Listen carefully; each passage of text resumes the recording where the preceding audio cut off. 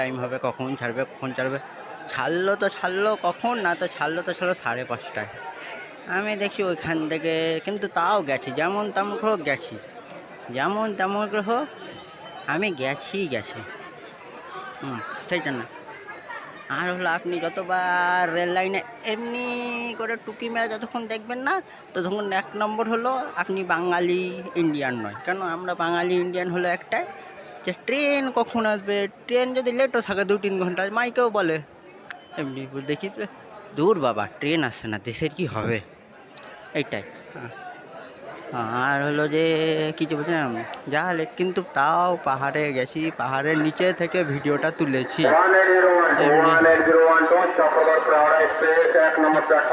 আমার ট্রেন আসবে, ট্রেন আসেনি, আসবে। হ্যাঁ ট্রেন আসবে।